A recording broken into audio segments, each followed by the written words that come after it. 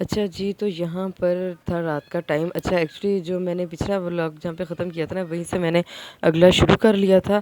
और खाना तो घर में बना हुआ था, लेकिन बाजी ने बट कढ़ाई से ये पेशावरी नमकीन कढ़ाई जो थी वो मंगवाई थी, ताकि ज़रा डिफरेंट टेस्ट हो जाएगा। और हम लोग जब पता क्या, जब हम लोग इकट्ठे होते हैं ना हम बहनें, तो हम लोग ये बिल्कुल भी फॉर्मेलिटीज़ में नहीं पड़ते कि इस तरह से खाना लगाओ, ऐसे रखो, ये करो वो करो। हम जहाँ बैठे होते हैं वहीं शीट बिछा के खाना खा लेते हैं। मतलब हम इन चीज़ों से ज़्यादा ना हम लोग इंजॉय करने पे फोकस करते हैं कि मज़ा आता है इकट्ठे होके बैठ के। बहनें हम लोग बातें करती हैं, सब कुछ सारी पुरानी बातें एक दूसरे से शेयर करती हैं, और फिर बच्चों को भी साथ साथ खिलाते हैं। और आपको पता है कि बच्चों को खाना खिलाना दुनिया का मुश्किल तरीन काम है। तो बस यहाँ पे भी वही काम हो रहा था कि हम तीनों खुद भी खा रही थी और साथ साथ हम लोग अपने बच्चों को भी खिला रहे थे। ज़ैनब,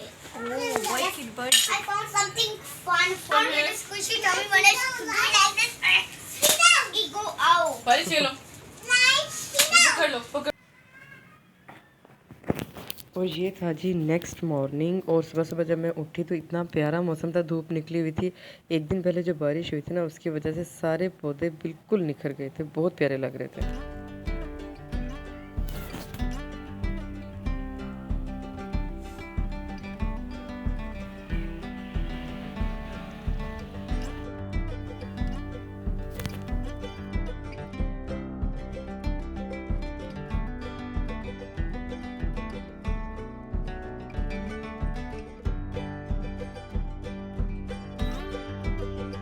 और यहाँ पर जी हम लोग कर रहे थे नाश्ता। अपना नाश्ता क्या, हल्की फुल्की चाय थी और साथ में एग्स थे और साथ में रस थे।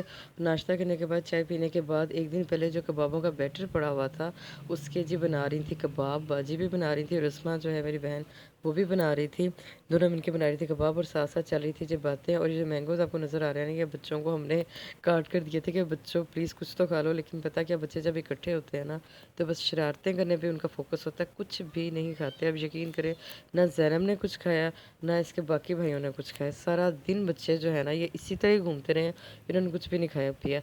और यहाँ पे जी आप कहेंगे कि दोबारा से चाय आ गई, इसलिए कि चाय जो है ना, ज़िंदगी का जो मज़ा है ना, वो चाय के बगैर अधूरा और बल्कि बिल्कुल ही फीका है। तो इस वजह से नाश्ते को 2-3 घंटे हो चुके थे, हमने कहा चलें ऐसा करते हैं, एक और दौर चाय का लगाते हैं। और जैसे ही चाय आई, तो ये जो बाजी का मुलाजिम है ना बच्चा, जो अवैस, वो एक पराठा भी बना के ले आया साथ। मुझे कह रहा था बाजी आप मेरा पराठा ट्राई करें, मैं कितना मज़े का बनाता हूँ। हालांकि मेरा बिल्कुल इरादा नहीं था, लेकिन मैंने कहा चलें ठीक है। साथ मैंने एक कबाब ले लिया था, और अब यकीन करें, आपको नज़र भी आ रहा होगा, इतना मज़े का पराठा था, इतना मज़े का, इतना क्रंची और क्रिस्पी पराठा था, और बलों वाला पराठा था, बहुत मज़े का था, बहुत मज़े का।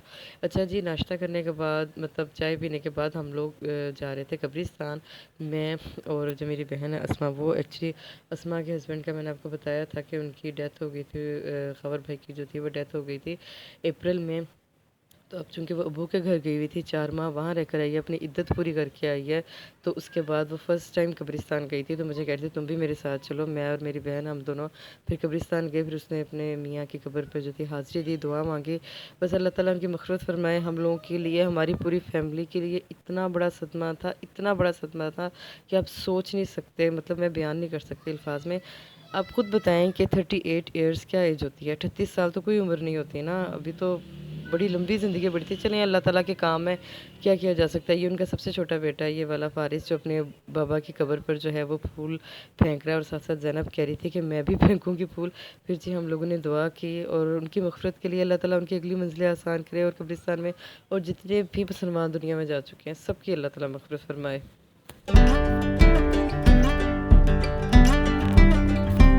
और यहाँ पर पता क्या हो रहा था, ज़ैनब कह रही थी कि उसने साइकिल के लेनी है राइड नाइल भाई के साथ बैठ के, और नाइल भाई को जी साइकिल चलानी नहीं थी आ रही।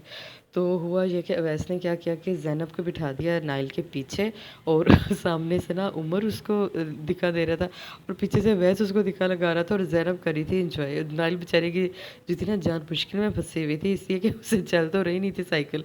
तो ज़ैनब अलबत्ता ज़रूर इंजॉय कर रही थी, उसको बड़ा मज़ा आ रहा था कि भाई जो है उसको वो सैर करवा रहे हैं, और वो खुश हो रही थी। और मौसम एक दफ़ा से फिर खूबसूरत और प्यारा हो चुका था, बहुत अच्छा लग रहा था। अच्छा पता नहीं ऐसा क्यों होता है कि जैसे ही बादल आते हैं ना, ठंडी ठंडी हवा चलना शुरू हो जाती है। बरसात का मौसम है शायद इस वजह से, और थोड़ी देर बाद हो जाती है बारिश। लेकिन जैसे ही बारिश ख़त्म होती है, पहले की तरह बल्कि पहले से ज़्यादा हब्स हो जाता है। बारिश चेक करें आप, माशाल्लाह माशाल्लाह कितनी खूबसूरत बारिश है। तो और जैसे ही मैं आपको बता रही थी कि बारिश ख़त्म होती है ना, पहले से ज़्यादा जो है वो हब्स हो जाता है। हुँ। अलिफ बा अलिफ अलिफ ना साथ में। Okay, that is your turn. अलिफ बा ता फा। अलिफ बा ता। अच्छा, यहाँ पर ना नाइल ने माशाल्लाह नया-नया कुरान पाक पढ़ना शुरू किया है। अपना यसरुल कुरान वो ले आता है थोड़ी-थोड़ी देर के बाद और फिर कहेगा मामा मैं आपको सुनाऊँ, खाला मैं आपको सुनाऊँ। मतलब शौक-शौक से ना माशाल्लाह उसको बड़ा शौक है पढ़ने का। अभी नया-नया चूँकि उसने स्टार्ट किया तो बड़े शौक से मुझे सुना रहा था बैठ के कि खाला मैं आपको सुनाऊँ, ये मेरा लेसन है। और जी यहाँ पे बच्चों की शरारतें वैसी की वैसी जा रही थी। ज़ैनब ने नाइल का जान वाला जो सोफ़ा ना बेड के ऊपर रखा हुआ था, ऊपर बैठी थी और नाइल ने जी डोरेमोन का मास्क लगाया हुआ था और फारिस साहब जो हैं उल्टी-सीधी हरकतें कर रहे थे। बच्चों की शरारतें तलबलता ऐसी ही जारी रहेंगी। अल्लाह ताला सबके बच्चों को ज़िंदगी, सेहत और तंदुरुस्ती दे। और आई होप कि आप लोगों को मेरा आज का जो ये व्लॉग है ये ज़रूर पसंद आया होगा। अपना बहुत ख़्याल रखिएगा। आपसे मुलाकात होगी नेक्स्ट व्लॉग में। अल्लाह